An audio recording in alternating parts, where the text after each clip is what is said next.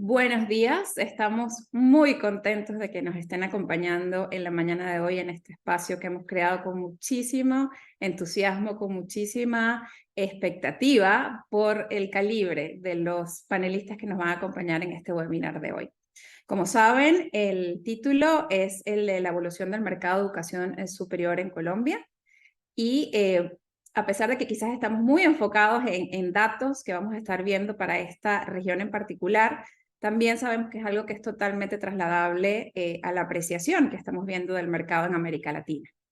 Estamos muy contentos de que nos estén acompañando más de 200 personas esta mañana de hoy, que han visto y que han demostrado interés en seguir entendiendo los retos, el contexto, qué es lo que está pasando en el mercado de educación superior, específicamente en Colombia, pero también en América Latina.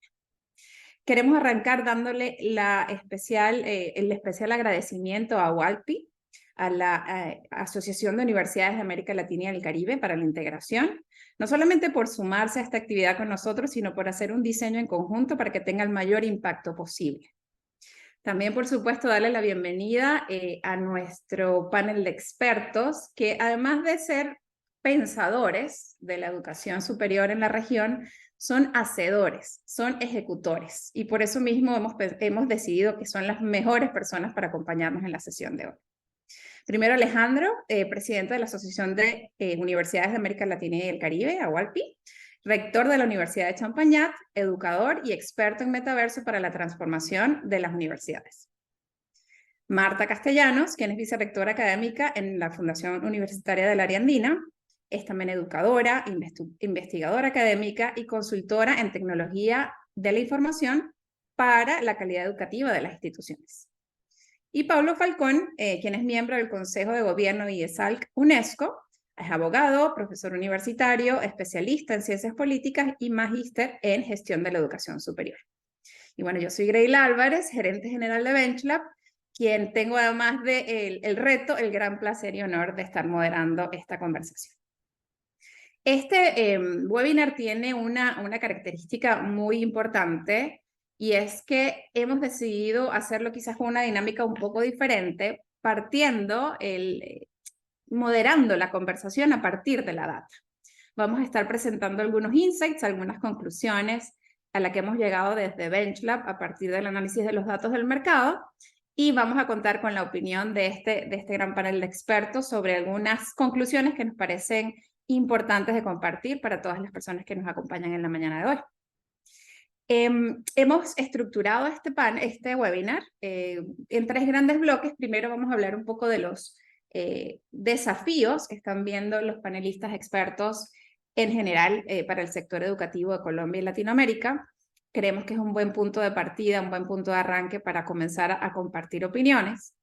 Luego iremos en un segundo bloque en donde estaremos analizando estas grandes conclusiones que hemos escogido para la conversación de hoy, y en la cual, dependiendo del rol que tiene cada uno de ellos y la expertise que tiene cada uno de ellos, nos estará dando una opinión.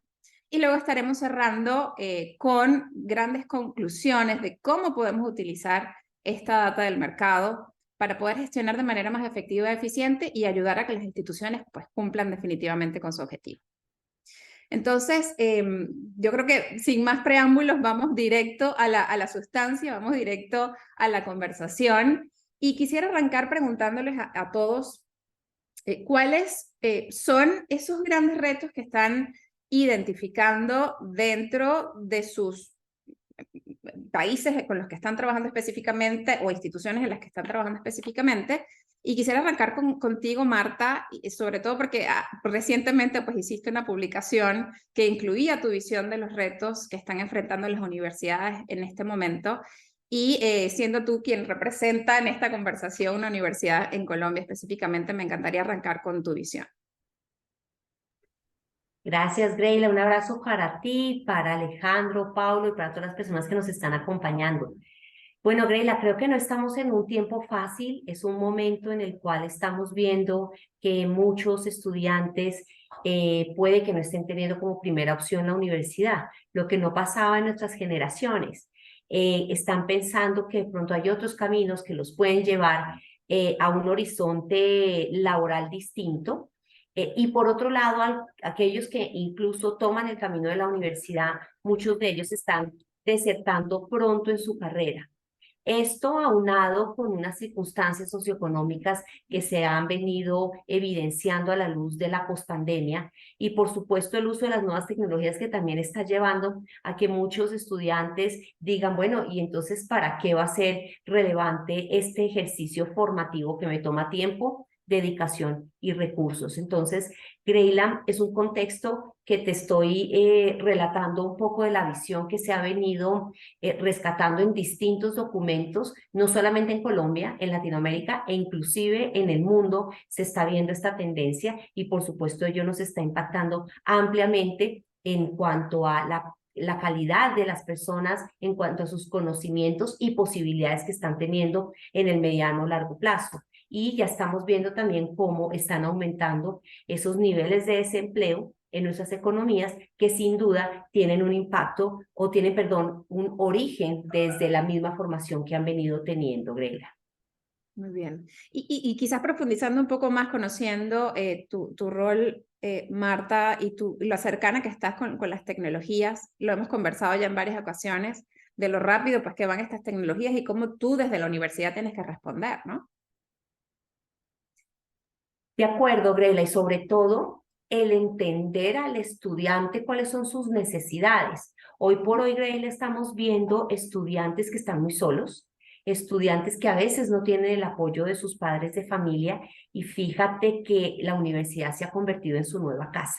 Para nosotros ha sido maravilloso porque también nos ha llevado a formar con otras competencias a nuestros docentes, no solamente desde lo didáctico y pedagógico, sino también desde la empatía, desde las competencias blandas, un poco para abrazar a nuestros estudiantes, decirles, bueno, aquí estamos listos para apoyarlos en su proceso formativo. Entonces, también esto nos lleva a nosotros a entenderlos mejor, pero a perderle un poco ese miedo y ese mito que tenemos con el uso de las tecnologías en el aula de clases y decir, bueno, ¿por qué no empezamos nosotros mismos a experimentar y también a conversar con los estudiantes y a mostrarles a ellos que estas herramientas son fabulosas, pero estas herramientas sirven en un contexto y para ello, para su uso y mayor provecho, pues definitivamente los estudiantes deben tener un conocimiento. Así es que en la universidad es donde ellos pueden desarrollar muchas de estas competencias y sobre todo, Greyla, un elemento fundamental que vimos y que tuvimos de menos en la pandemia y en la posibilidad de relacionarse.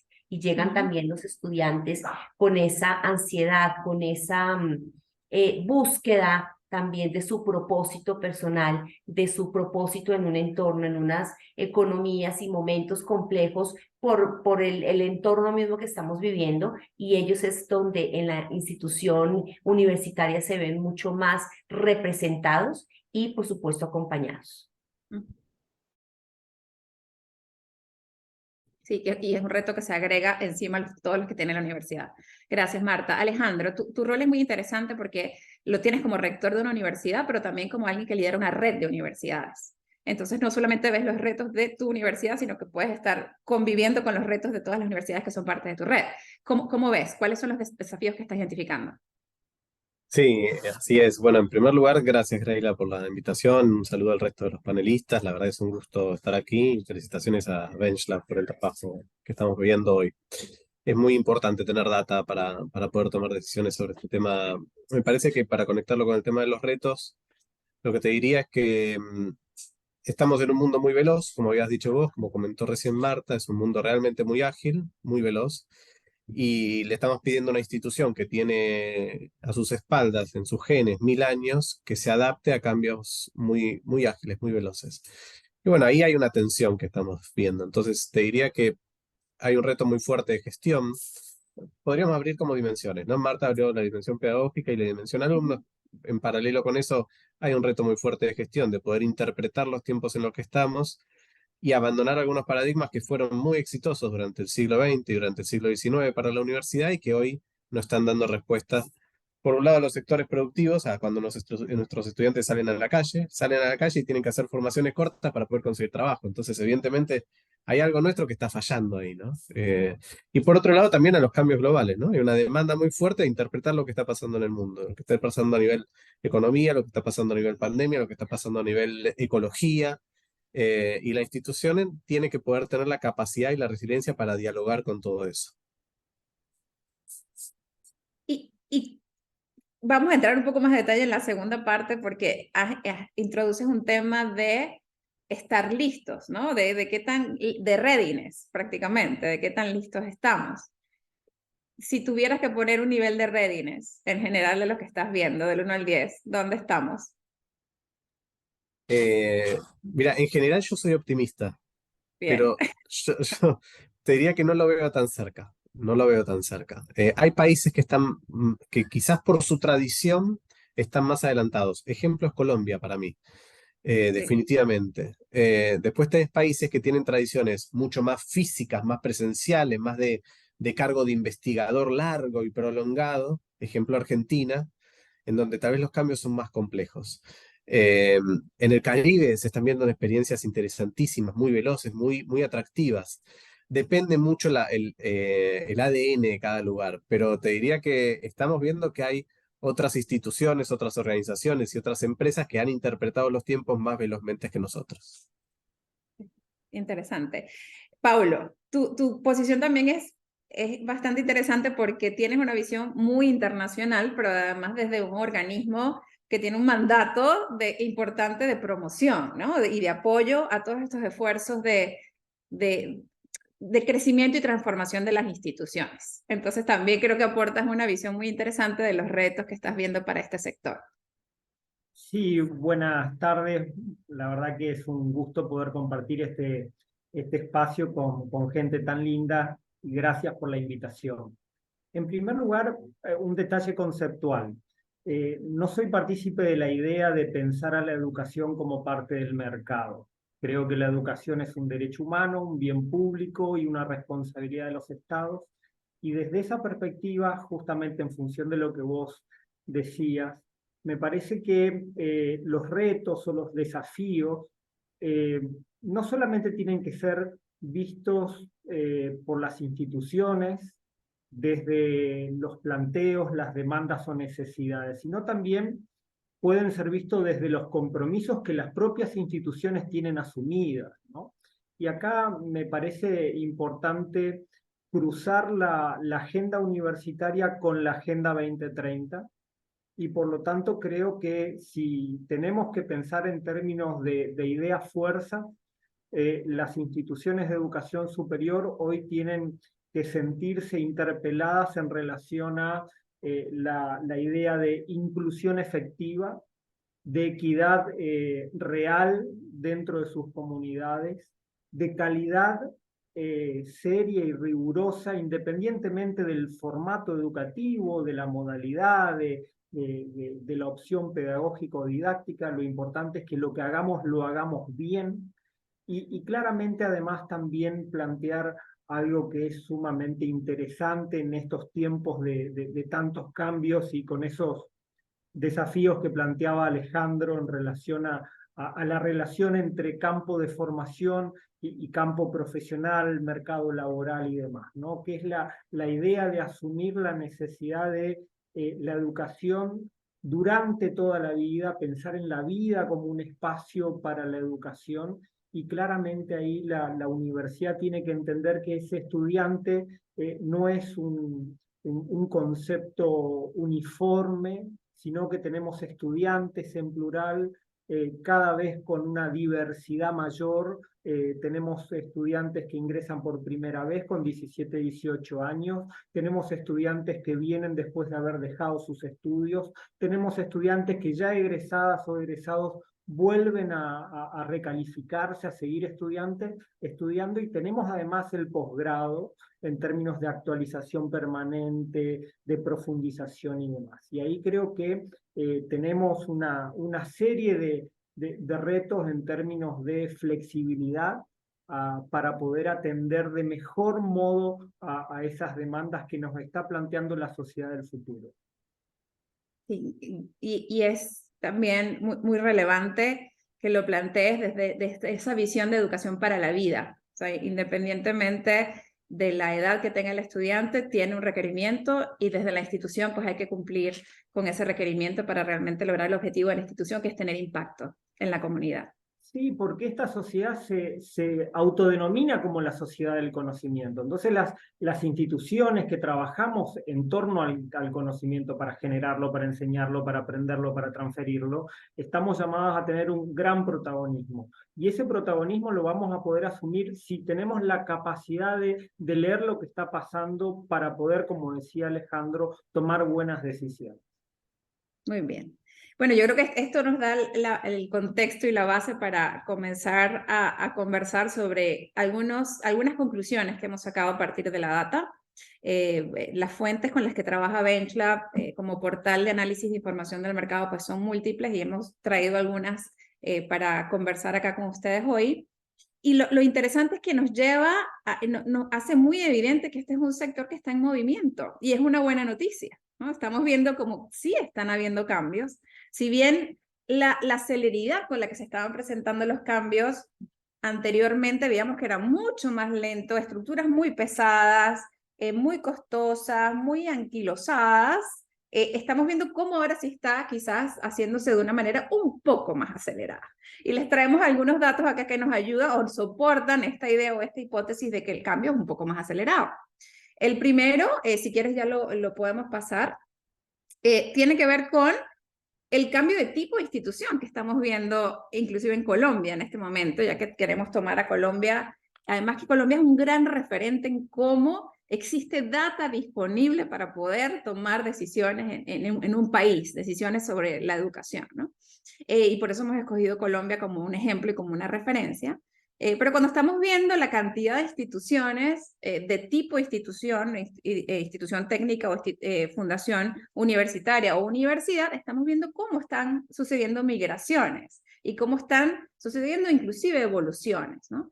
Aquí hay algunos ejemplos de cómo algunas instituciones pasaron de ser institución universitaria a universidad o de institución técnica profesional a institución universitaria. Alejandro, quizás con tu visión desde la red, ¿no? ¿A qué crees tú que responde que sí estamos viendo un poco más de movimientos en el mercado en este momento? Que esta respuesta o esta celeridad con la que están respondiendo las instituciones en este momento, algo tan profundo como cambiar de tipo de institución, que no es menor, no es cambiar el nombre, es cambiar una cantidad de procesos y requerimientos para poder cambiar de tipo de institución. ¿A qué crees tú que responde que esto realmente está siendo un poco más acelerado? Bueno, el dato es muy interesante, ¿no? Yo creo que debe ser multicausal, debe haber distintas causas, pero conceptualmente lo que creo que de fondo hay es una conciencia de que es necesario explorar otras disciplinas y otras formas de abordaje de los problemas. Y que hay veces que el tipo de institución que uno pensó para hace 30 o 40 años es un corset que hoy no te deja analizar las dimensiones que tienen los problemas. ¿Y por qué te digo esto? Porque yo he visto universidades que están empezando a trabajar por departamentos temáticos casi, en donde trabajan energía y combustibles o transporte y movilidad, y después montan disciplinas sobre esos problemas. Pero el eje es el problema. Y después puede cambiar la forma de enfocarlo, pero el problema está en el centro, ¿no? Es como pensar también en, en problemas que uno pone al inicio de una carrera y que los va abordando con las materias a lo largo del trayecto del estudiante. Y que el estudiante puede elegir si le interesa ir más por allá o por acá. Estas nuevas dinámicas que estamos viendo, quizás ese es un enfoque más pedagógico o de currículum, ¿no? De cómo organizar un currículum. En el fondo lo que nos están diciendo es que los corsets que nosotros teníamos para entender el mundo y después procesarlo y generar una carrera, una oferta académica, hoy no están siendo suficientes a nivel oferta académica y tampoco a nivel institucional. Nos está pasando a todos no sabemos si crear una nueva universidad, un centro de estudio, un centro de investigación, un laboratorio de innovación. Estamos todos con esta sensación de que no nos alcanzan los instrumentos que tenemos, ¿no? Sí, pareciera que no hay respuesta correcta. Ya tienes que ir explorando las diferentes opciones para ver cuál puede ser la que mejor te resuelve el problema, que es lo que nos estás contando ahora, ¿no? Claro, Eh, sí. y parecía que antes era una sola respuesta, o sea, o tenías que crear una institución universitaria o una universidad, ahora inclusive en España lo vemos muy de cerca cómo se crean escuelas. Claro. Y esa escuela es una asociación con una universidad. O en otros países están creando ahora grandes instituciones o grandes universidades desde cero, desde el principio, ¿O hay otras que no están creando universidad, sino que están montando una plataforma de educación continuada? Mira, yo cuando empiezo ahora ya hace bastante no lo hago, pero cuando empezaba una conferencia hasta hace un tiempito atrás, empezaba con el chiste de una hada madrina que bajaba y con una varita mágica les decía a todos los que estaban sentados ahí si podían empezar una universidad de cero, cómo la harían. Porque la verdad es que si todos podíamos empezar nuestras universidades de cero, seguramente las estructuraríamos de maneras distintas. Con la pandemia quedó muy en evidencia. Nosotros tenemos áreas, actualmente me pasa en mi universidad, tenemos áreas de funcionamiento que con la pandemia han quedado casi vaciadas de actividad y teníamos áreas que tal vez tenían una actividad muy tranquila y de repente están sobreexplotadas. Y no es fácil hacer migraciones internas al interior de una institución. Y además que tal vez uno hace una migración y al cabo de 2 años vuelve a cambiar. Entonces hay que pensar en estructuras lo suficientemente ágiles y flexibles para poder adaptarse a esa velocidad de cambio, ¿no? Sí, así es, así es. Quiero pasar al siguiente insight, sobre todo porque tenemos algunos interesantes y aprovechando el tiempo que tenemos para hoy. Y este pues es un tema que en algún momento fue polémico, pero que vemos que cada vez se cuestiona menos, que es la importancia de la acreditación para una universidad, de acreditación de alta calidad o la importancia de acreditación, inclusive de acreditación de programas. O sea, aquí no solamente estamos hablando de este gran proceso complejo, demandante, costoso en muchos casos de la acreditación de la universidad, sino de lo importante que puede ser tener la acreditación de alta calidad de ciertos programas o de todos los programas que se puedan, ojalá, ¿no? Y acá hay una experiencia muy, muy interesante, Marta, desde la área andina, ustedes que lograron algo que yo he sido testigo, que ha sido increíble, no, porque es muy creíble, es maravilloso de la acreditación, además multicampus, y además un crecimiento constante también de la acreditación de alta calidad de los programas. ¿Qué has visto tú como impacto para la institución luego de conseguir esta acreditación? Y quizás por qué consideras que es importante y debe estar atado pues, al resultado que han visto de la acreditación. ¿Por qué consideras que es importante que una institución pues definitivamente tenga el enfoque en la acreditación de los programas? Y eso lo quiero complementar. Y aquí vemos en este dato en particular cómo ha ido aumentando la cantidad de universidades que tienen acreditación específicamente en Colombia. Y puede parecer que de 52 a 76 no es mucho, es muchísimo, y lo sabemos, pero es muchísimo por lo que representa por ciudad, pero además por lo que representa en trabajo y en esfuerzo, ¿no? Y eso Marta pues lo vivió como responsable de este proceso de acreditación. Pero esto lo quiero complementar con un segundo dato, Marta, antes de darte el paso, y es la importancia que le están dando los estudiantes a la calidad que tiene la universidad. Nosotros hicimos un estudio en febrero del año pasado, que para nosotros fue revelador, en donde pensábamos que lo único que nos iba a decir el estudiante, o lo más importante que el estudiante nos iba a decir era el precio, pero no, fíjense que no, es importante, por supuesto que es importante, sobre todo que estamos hablando de universidades, quizás que entrevistamos a muchos candidatos potenciales de estudiantes, o estudiantes potenciales que vienen de los estratos socioeconómicos que necesitan un poco más apoyo con el tema de precio y descuento, pero para ellos también es importante el tema de calidad, y calidad concebida como la acreditación, pero también calidad concebida como la calidad del docente. Que eso también es otro gran tema, ¿no? ¿Qué es realmente un docente de calidad? Entonces, Marta, con esta introducción en función de datos y lo que estamos viendo, lo importante que es para todas las generaciones, porque fíjense que en este estudio se lo preguntamos a los centennials, a los millennials y a la generación X, haciendo referencia al comentario de Pablo, que esto es educación para la vida. Todos somos estudiantes. Cuéntame, Marta, retomando un poco la pregunta con esta introducción que te he hecho, el impacto de ustedes lograr la acreditación de la institución y por qué crees tú que es importante para las instituciones en general que sigan buscando siempre la calidad. Bueno, Greila, me parece una gran pregunta. Las preguntas que haces son necesarias para comprender un contexto. Voy a empezar diciéndote por qué es importante la calidad y después te cuento el resto de elementos que hemos visto asociados a ello. Bueno, lo primero es que el tener una institución acreditada de alta calidad ante un entorno que hay en el cual tú encuentras tanta oferta, con excelentes propuestas académicas, con excelentes experiencias, con docentes de las más altas calidades y cualidades, con disciplinas tan particulares, pues la acreditación se vuelve mucho más necesaria porque a veces el estudiante está inmerso en un mar de oportunidades, pero le es difícil decidir. Entonces, el reconocimiento y prestigio que otorga la acreditación de alta calidad para una institución de educación superior es muy alto, Greila, sobre todo para quienes conocen, como tú, esos requisitos tan complejos de cumplir en este entorno, y nos lleva a ser vistos como una institución de excelencia académica. Entonces, digamos que el estudiante puede que tenga, y como lo dice precisamente esta gráfica que tú estás mostrando, tenga una decisión por el programa. La segunda mirada también, además del docente, es mirar si la institución es de calidad o no, porque puede que haya un programa que le interesa muchísimo, pero si hay un programa más o menos similar en una institución que es acreditada, pues el estudiante generalmente opta por lo acreditado.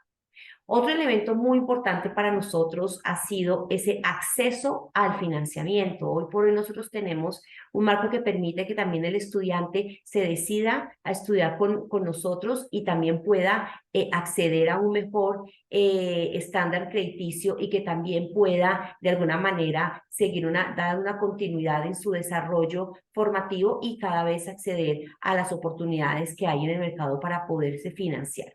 Un elemento que para nosotros ha sido maravilloso, Greila, es la mejora continua que te demanda un proceso de calidad. ¿Y por qué lo digo? Porque de acuerdo con la reglamentación que hay en Colombia, las instituciones que ya han sido acreditadas tienen que estarse revisando esos estándares, presentando unos documentos cada 6 meses, mostrando que aquellas observaciones que dejaron los pares se están cumpliendo, se están superando, se están mejorando.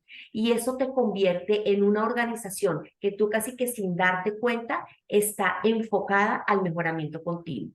Las que no están acreditadas no significa que no lo hagan, por supuesto. De hecho, tenemos muchísimas instituciones educativas en Colombia que están trabajando hacia su acreditación y están en esta mejora continua y están midiéndose en sus indicadores. Y cuando tú ya tienes la acreditación, casi que se te vuelve obligatorio. Primero, casi por cultura, pero además porque tienes que cumplir con unos parámetros que te está exigiendo el mismo Consejo de Acreditación Nacional y el Ministerio de Educación. Entonces, eso lleva a que estés mirándote cómo estás en retención, cómo estás en investigación, si estás siendo citado o no, qué está pasando, por ejemplo, con el desempeño en pruebas estandarizadas, qué está ocurriendo con la empleabilidad. Entonces, son unos indicadores que tú empiezas a tener casi que en tu tablero de control y empiezas a hacerle un seguimiento, pero al mismo tiempo empiezas a decir, bueno, si esta no es una estrategia que me está llevando al mejoramiento de este elemento, ¿cómo más debo hacer? ¿Qué debo implementar? ¿Cómo debo innovar? Y aquí un elemento muy importante en la mejora continua,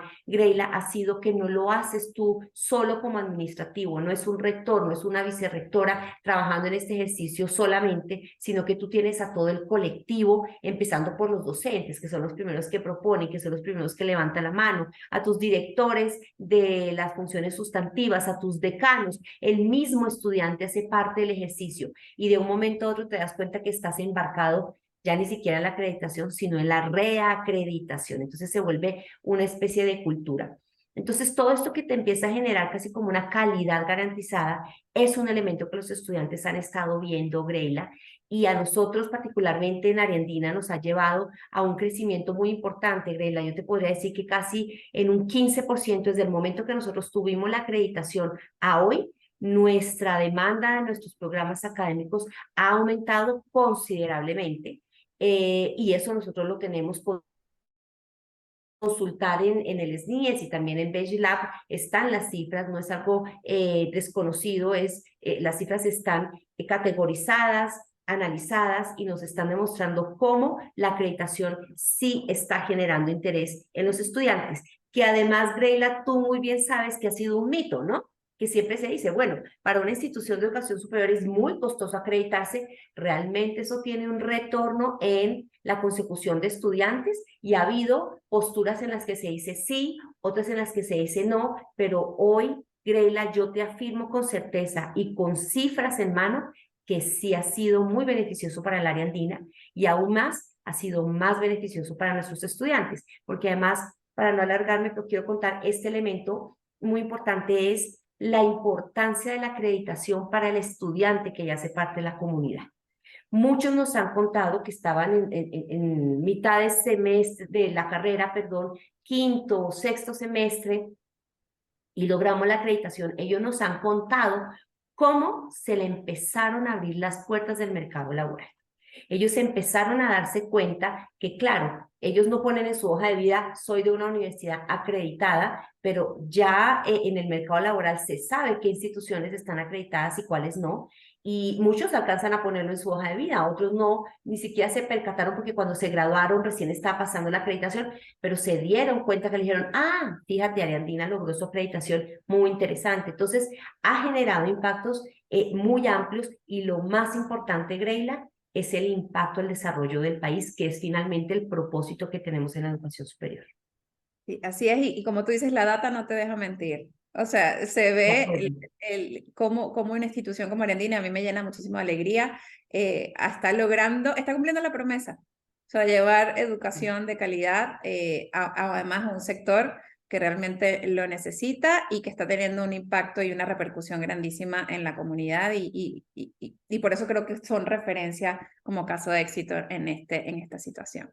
Gracias, Rey. Han mencionado tanto Alejandro como Marta el tema de portafolio, ¿no? Y para nosotros esto es algo que es fascinante porque es de los elementos que son más dinámicos aún en el sector.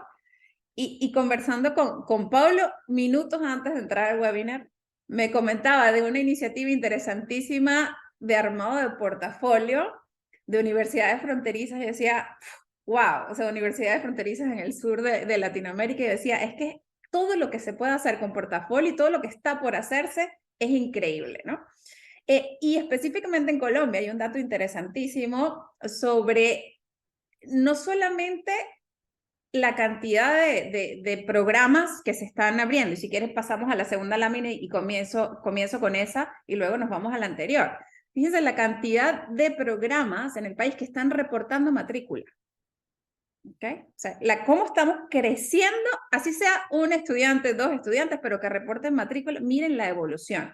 Cómo estamos creciendo, se está diversificando, cosa que es un reto, por supuesto, para la gestión de las instituciones, pero esto demuestra también, es un resultado, es un síntoma de aceleración del mercado y también por la complejización o diversificación que vemos en el sector laboral. Pero no solamente es la cantidad de programas y la oferta de programas, es lo importante que se está convirtiendo el programa como el elemento de primera decisión del estudiante, y ahí nos vamos a la lámina que nos estábamos mostrando anteriormente. Había una concepción de que el estudiante escogía primero la universidad, luego qué era lo que iba a estudiar y luego posiblemente la modalidad.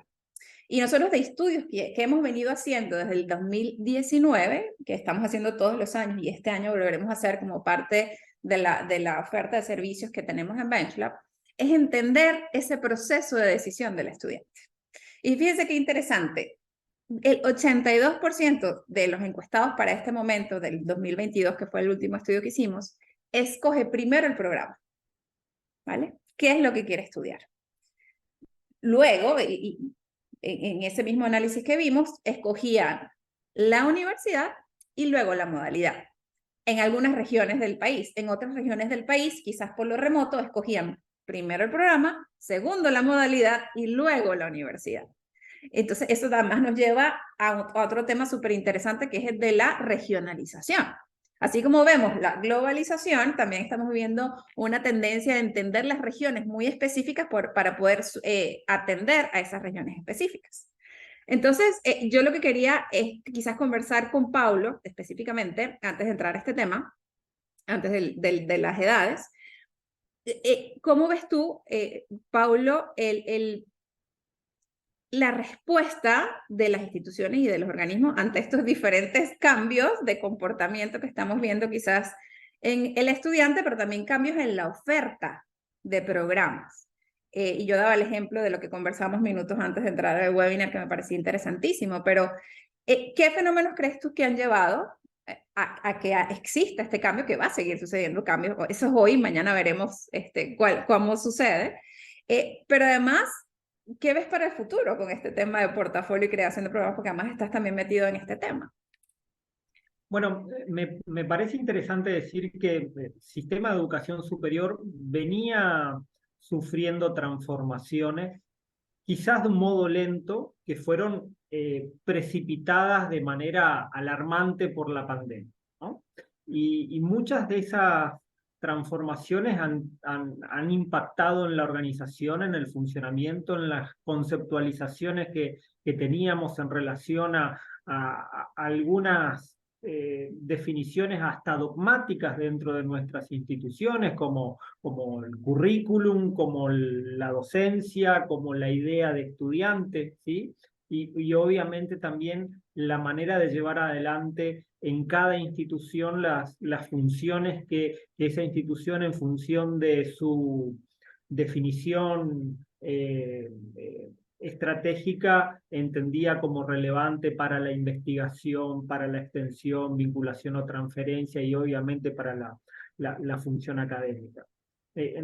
Entonces creo que claramente esto que ustedes mostraron en relación al aumento de instituciones o al cambio de perfil institucional, como hacía referencia Alejandro, o la ampliación de programas en relación a las propuestas académicas, muestran esa transformación que venía sucediendo.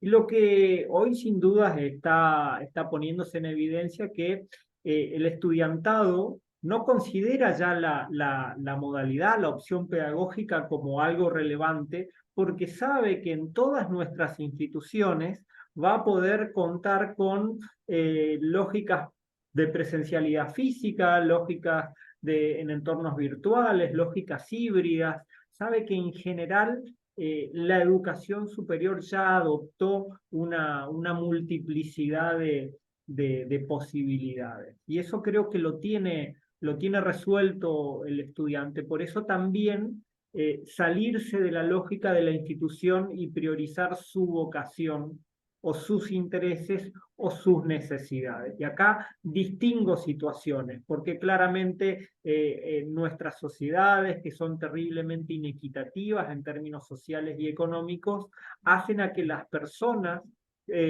tengan o puedan optar en función de esas características. No todas puedan seguir sus vocaciones porque tienen algunas restricciones de tipo económico, y eso hace a la decisión de su carrera, ¿no? Y también, obviamente, la posibilidad de acceso. Y acá insisto con esa premisa que planteaba al comienzo, ¿no? La necesidad de pensar políticas que sean de acceso efectivo, es decir, que los estudiantes ingresen, se queden en nuestras instituciones y se gradúen.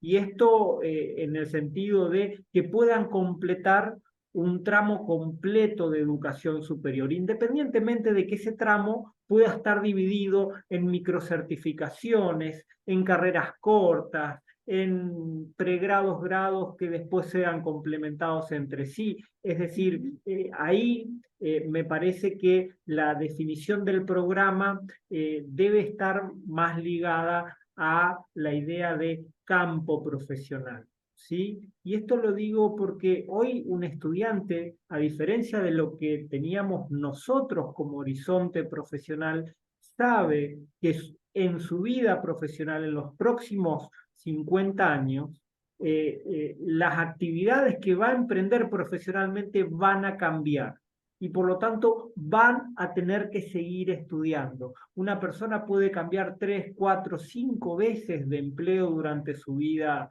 profesional, y eso los estudiantes de ahora lo tienen claro, y por eso también la necesidad de las instituciones de que esos programas que eligen los estudiantes sean flexibles para poder permitir que el estudiantado y las personas que vayan egresando puedan retomar su formación en las recalificaciones continuas y permanentes. Sí, y es que traes temas que estamos viendo cada vez más, además en los estudios que estamos haciendo, de la diferencia de estos perfiles por generación. lo que mencionabas, con este tema de los cambios de trabajo para las centennials o los Z, que están ahora estudiando en la universidad o por entrar a la universidad, hasta 7 veces cambian de carrera, o sea, de profesión completamente y con cambios muy, muy, muy radicales. Y es muy diferente eso quizás a las diferentes generaciones, los que son millennials, los que son X, etcétera, ¿no? Entonces, esa profundización de la diferencia de quién es mi estudiante, qué es lo que necesita, y también qué es lo que necesita la industria en general y cómo eso lo podemos combinar para tener una oferta que sea competitiva, creo que es importantísima. Y quizás rescatando, Paulo, lo que me mencionabas de las necesidades regionales, me parece también muy, muy interesante, ¿no? O sea, de cómo el ejemplo que me dabas de las fronteras, ¿no? Imagínate que tú puedas realmente garantizar movilidad con un programa que facilite la movilidad entre los países, ¿no? Entonces, ese trabajo que están haciendo es muy bueno y además que va a tener un impacto en muy, muy corto plazo. Ahí, además, me parece que es interesante animarnos a ver a la educación superior como parte del sistema educativo y, por lo tanto, en esos cambios de carreras o de programas que tiene el estudiantado, ver cómo se puede trabajar mejor con el nivel medio en términos de orientación vocacional, de preparación para la educación superior.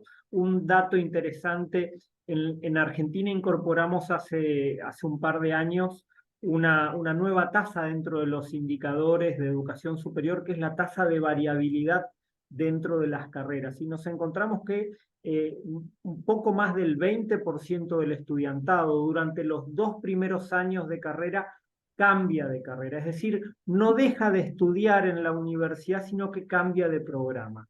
Y eso es interesante porque impactaba ese dato dentro de lo que antes se conceptualizaba como abandono, porque cuando dejaba la carrera era abandono, y esa misma persona impactaba favorablemente y desfavorablemente, ¿no? En la misma estadística. Y ese dato nos lleva a considerar un movimiento que hay dentro de la educación superior. Y el otro tema es cómo dialoga también la educación superior con los segmentos profesionales y con el mundo laboral. ¿Por qué digo esto? Porque si hay algo claro es el cambio que está generando esta 4ª revolución industrial dentro de los trabajos, de las organizaciones que llevan adelante los trabajos y demás. Y ahí la universidad tiene que estar muy alerta para preparar personas que puedan insertarse en esos desafíos que nos está demandando esta sociedad actual.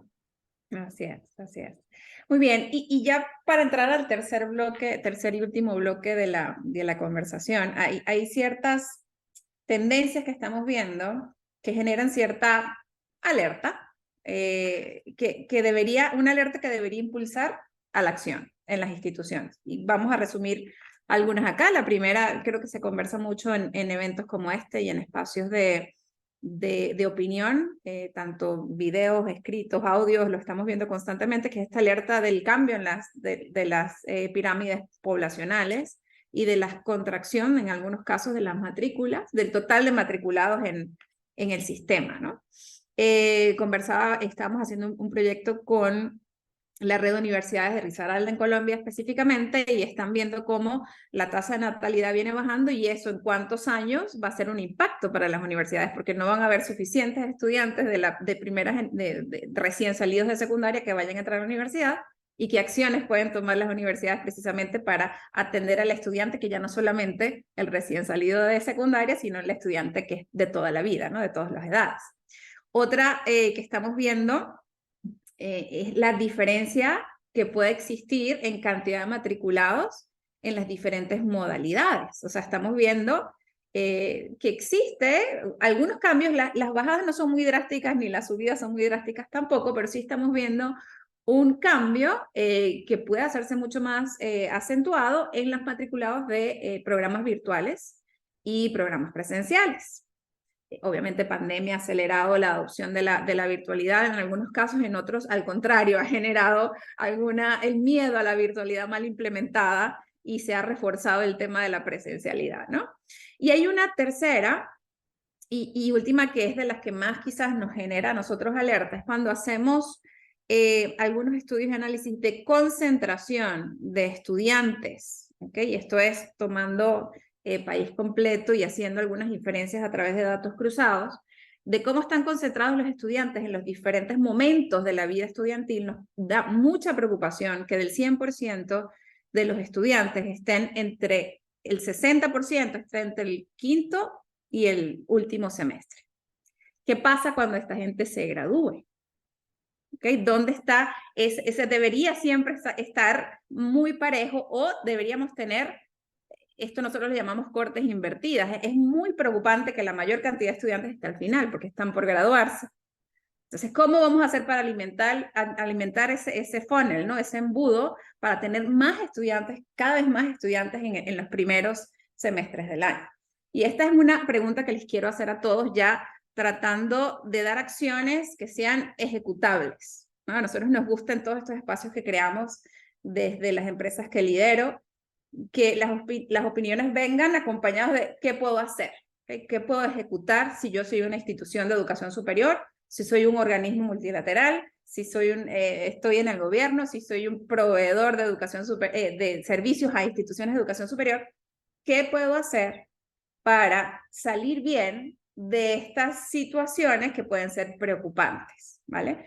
Y quizás comenzando con Marta, porque estás en una institución también, ¿qué recomiendas específicamente pueden hacer las instituciones para poder seguir creciendo, seguir teniendo calidad y seguir teniendo buenos resultados con impacto, a pesar de que existan estas situaciones que nos puedan generar un poco de preocupación? Gracias, Grela. Mira, quiero complementar un poco el diagnóstico que haces porque las cifras nos encantan, y es que el Departamento Estadístico de Colombia, el DANE, pues ya lo dijo con el último censo, y es que en 13 años se duplicó la cantidad de adultos mayores de 65 años. Para mí no son adultos mayores las personas de 65 años, pero así es como lo categorizan de acuerdo con la estadística. Ahí hay una oportunidad.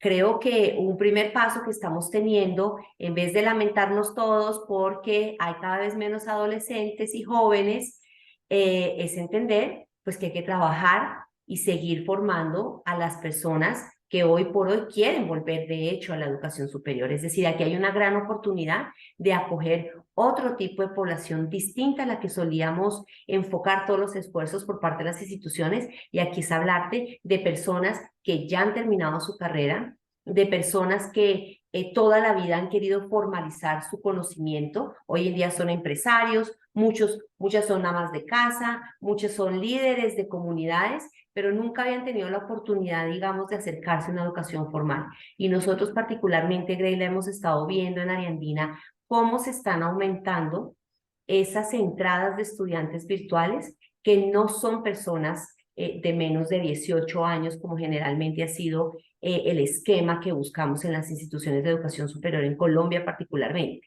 Entonces nos damos cuenta que aquí ya hay personas, inclusive tenemos personas que ya han terminado doctorados y sin embargo están estudiando algún tipo de carrera profesional que toda la vida quisieron tener.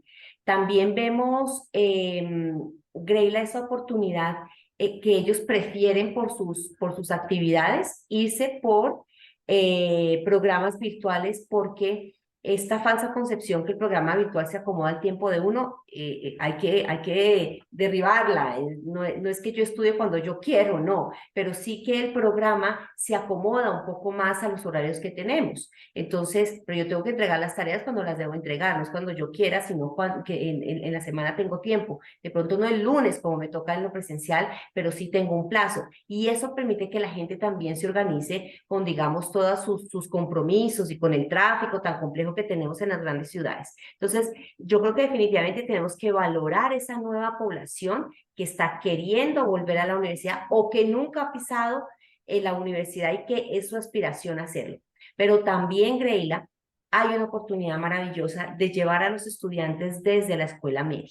Es decir, ¿qué está ocurriendo con muchos de nuestros estudiantes que se están yendo a ciertos énfasis por el tipo de educación que están teniendo, pero cuando llegan a un amplio mar de oportunidades muchas veces se confunden? Ahí las universidades tenemos que ir más de la mano de los colegios, de la educación media y básica, y precisamente la Universidad de Champagnat ha sido un ejemplo maravilloso en Argentina al respecto de poder conversar con esas ofertas que además generan una aspiración para los estudiantes también de ver cómo el colegio tiene un sentido en su proyección y en su aprendizaje a lo largo de la vida, porque van a tener esa continuación de estudiar. Y por otro lado, Greila, también estamos viendo la necesidad que ya venimos, en la cual ya venimos incursionando muchas instituciones de tener estas ofertas que complementan lo formal.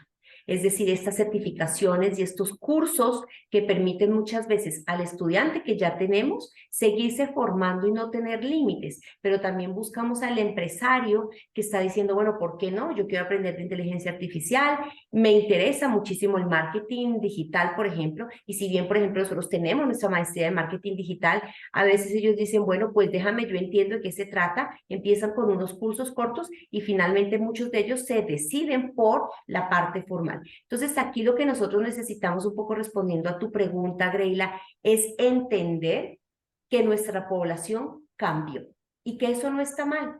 Todo lo contrario, cómo nos acomodamos a responder a esas necesidades del estudiante, por un lado. Por otro lado, seguir cautivando a esa población que sale de los colegios y que no se quede, digamos, sin una expectativa de cómo seguirse formando y que encuentre en la universidad esa respuesta a ese desarrollo que ha venido adelantando. Y por otro lado, también tener ese complemento de la educación formal con certificados que nosotros en la experiencia que ya llevamos, Grela, que tú la conoces, nos ha resultado en que las personas que se acercan muchas veces por educación continua terminan vinculándose con nosotros por lo formal, porque les gusta, les llama la atención, tienen sus certificados, pero dicen, bueno, avancemos hacia otro tipo de expectativas en la formación. Y como lo decía Alejandro previamente y también lo mencionó Paulo, la necesidad de ser conscientes, Greila, que hoy por hoy no importa si tú ya tienes tu postdoctorado, no importa si tú eres gerente, dueño de una empresa, emprendedor, no importa si eres ama de casa, no importa el título que ostentes, la actividad que desarrollas, hoy por hoy todos debemos estarnos educando, entrenando, porque este mundo cambia y es un mundo de oportunidades. Y por último, si me permites, es un mundo que también hemos evidenciado, que ya no está condicionado a hacer una sola cosa. Yo ya no necesariamente tengo que ser solamente médico, sino que yo puedo ser médico, ingeniero, tener unos certificados en tal tema, hacer un formato virtual, uno híbrido, otro presencial. Podemos tener la riqueza, las experiencias en una sola vida, que antes no nos ocurría. O eras una cosa o eras lo otro. Hoy por hoy, este mundo VUCA nos permite ser muchísimas cosas, tener muchos colores, muchos acentos, muchos tipos de formaciones, Leila. Gracias, Marta, y creo que valiosísimas las recomendaciones porque hay de todo, corto, mediano y largo plazo, pero hay que comenzar a hacerlas desde ya. Paulo, recomendaciones concretas a este ecosistema de educación que vemos que está cambiando aceleradamente para que puedan tener los resultados que quieren. Sí, complementando una definición que dio Marta, la población cambió, pero también tenemos la certeza que va a seguir cambiando. Y también tenemos la absoluta confianza de saber que nuestras instituciones de educación superior también seguirán transformándose. Entonces, hay una serie de datos que nos tienen que informar para tomar buenas decisiones. Algunos datos son preocupantes, por ejemplo, la baja en la graduación del secundario. En América Latina y el Caribe y en el mundo en general hay una tendencia en los últimos años a reducir la cantidad de personas que terminan el secundario, la escuela media en tiempo y forma. De modo tal de que estamos viendo que el estudiantado ya no ingresa a la universidad inmediatamente en las edades que anteriormente se trabajaban, ¿no? 17, 18 años. Y tenemos una tasa promedio de edad del ingreso en nuestras universidades de 20 años, lo cual es un dato a tener en cuenta. El otro tema que tenemos que trabajar mucho no es solamente la matrícula en relación al nuevo ingreso, sino la retención. ¿Cómo contengo al estudiante? Un estudiante que claramente en nuestra región no es un estudiante full time, sino que es un estudiante que además de estudiar trabaja. Y por eso también crecen las ofertas híbridas y las ofertas virtuales, porque como decía Marta, le permite al estudiantado manejar mejor sus tiempos. Y eso también nos lleva a repensar el currículum universitario, dejar de lado una perspectiva tradicional en nuestra región de currículum pensados en nuestros docentes, en nuestros investigadores, y centrar la mirada en el estudiante y organizar la actividad de las instituciones de educación superior en función de ese nuevo estudiante con nuevos lenguajes, con nuevas culturas, con nuevas prácticas, con nuevas formas de comprender el mundo. Y entonces ahí seguramente vamos a poder trabajar la mejora en las tasas de graduación.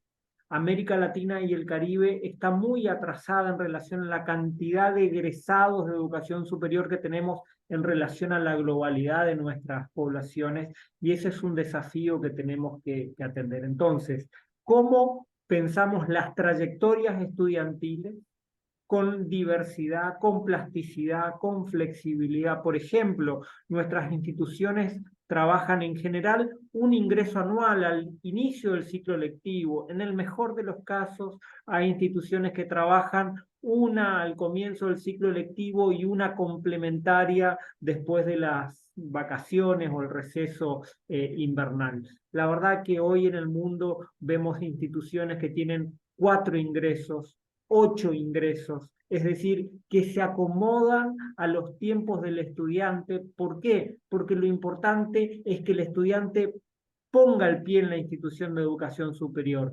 Después ya es responsabilidad mía como institución si lo contengo, si lo incentivo, si lo ayudo, si hago que esa persona llegue a la meta. Y eso creo que es lo que de alguna u otra manera tenemos que emprender como desafío de nuestras instituciones para empezar a revertir esta historia de desigualdad, de inequidad que tenemos en la región.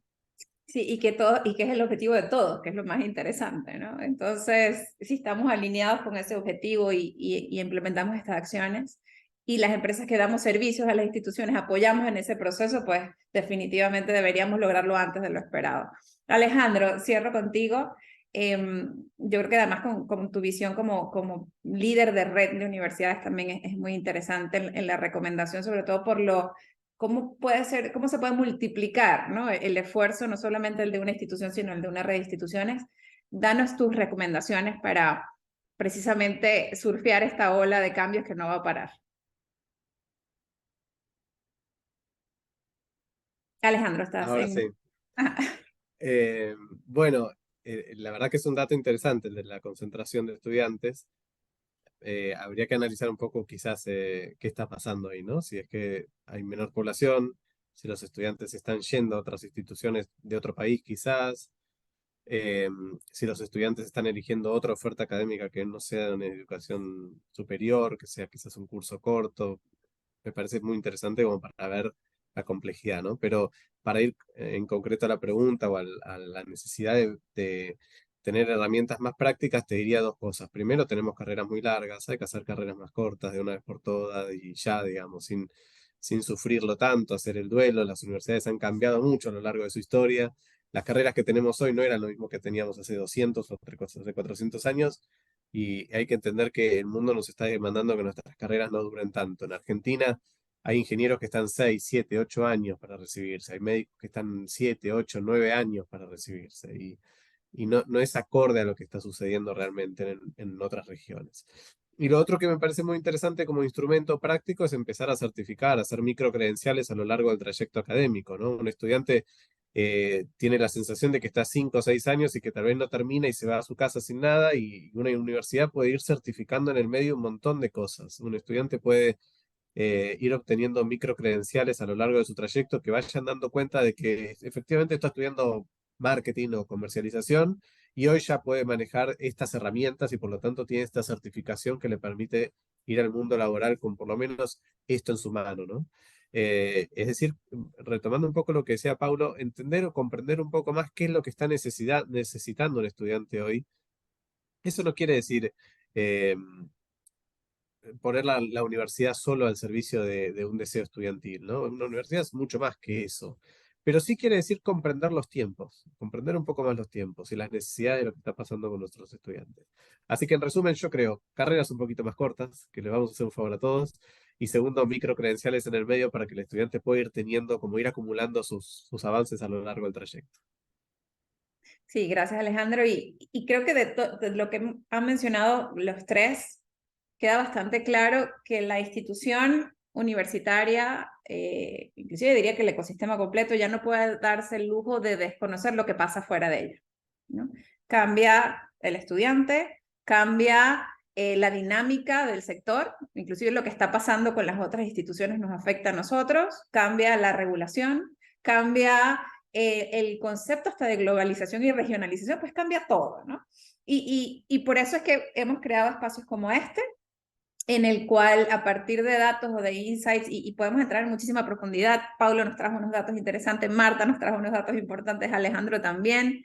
Eso nosotros desde Benchla, por supuesto, nos alegra mucho porque quiere decir que la importancia de los datos queda cada vez más evidente y ese es el objetivo de nosotros como empresa, ¿no? Somos un portal de análisis del sector que tiene como objetivo darle las herramientas tanto a las instituciones como a cualquier otro integrante o participante de este sector, de este ecosistema educativo, darle las herramientas para poder tomar decisiones y lograr su objetivo de impacto en la comunidad, de transformación y al final pues de educación, ¿no?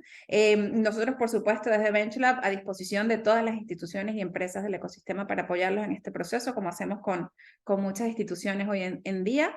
En Colombia, México, Argentina, Chile y ahora España y pues próximamente en toda la región. No me queda más que agradecerles profundamente tanta generosidad de su conocimiento, pero además de sus recomendaciones y sus ideas. Invito a todas las personas que están en este espacio con nosotros a seguir en sus espacios de LinkedIn, tanto a Paulo, Marta, Alejandro, que están constantemente publicando información muy relevante. Igualmente estar conectados con BenchLab para próximos eventos como este y nada, que sigamos trabajando juntos por el objetivo común de tener un mejor sector educativo cada vez más competitivo, pero que sobre todo cada vez más logre el objetivo de transformación y progreso social. Muchísimas gracias a todos y un gusto verlos como siempre. Gracias, Reila, por la invitación. Un abrazo, Paulo y Alejandro. Muchas gracias, un gusto estar aquí. Muchas gracias.